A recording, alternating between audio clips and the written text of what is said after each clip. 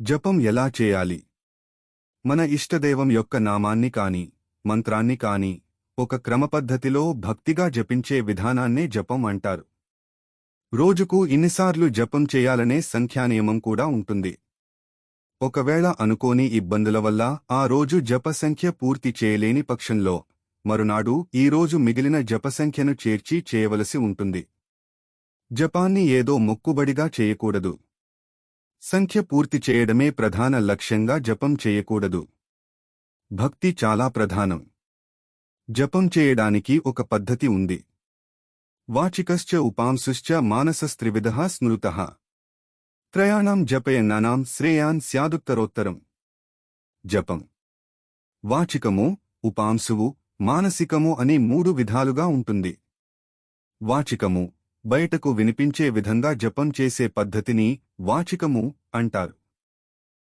ఉపాంశువు బయటకు వినిపించకుండా కేవలం పెదవులు కదుపుతూ నాలుకతో జపం చేసే విధానాన్ని ఉపాంశువు అంటారు. మానసికము నాలుక, పెదవులు కదలకుండా మౌనంగా మనస్సు లోపలే జపం చేసే విధానాన్ని మానసికము అంటారు. ఈ మూడింటిలో వాచికము కంటే ఉపాంశువు కంటే మానసికము మరింత శ్రేష్టమో అని శాస్త్ర ప్రమాణము. హస్తో నాభిసమో కృత్వా ప్రాతస్సంధ్యా జపం చరేత్. హృత్సమో తు కరో మధ్యే సాయం ముఖ సమో కరౌ. ప్రాతఃకాలమునందు చేతులు నాభి వద్దకు చేర్చి, మధ్యాహ్నమునందు చేతులు హృదయము వద్దకు చేర్చి, సాయంకాలమునందు చేతులను ముఖమునకు సమాంతరముగా ఉంచి జపం చేయవలెను.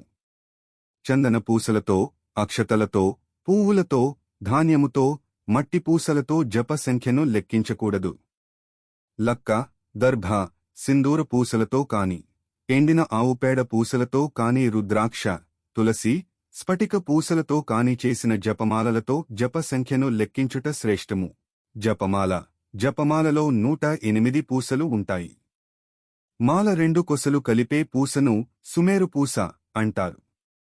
జపము చేయనప్పుడు జపమాల కనిపించకుండా వస్త్రాన్ని కప్పిచేయాలి. కాని ఆ వస్త్రం తడిగా ఉండకూడదు. జపమాలను అనామిక వ్రేలు, ఉంగరపు వ్రేలు, పైనుంచి బొటన వ్రేలుతో పూసలను లెక్కించవలెను. చూపుడు వ్రేలును ఉపయోగించరాదు. సుమేరు పూసను దాటి ముందుకు పోరాదు. సుమేరే పూస దాకా వచ్చిన తర్వాత మాలను వెనుకకు త్రిప్పి జపము చేయవలెను.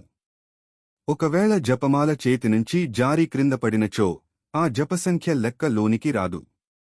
మరల జపమాల మెదటినుంచి జపము చేయాలి.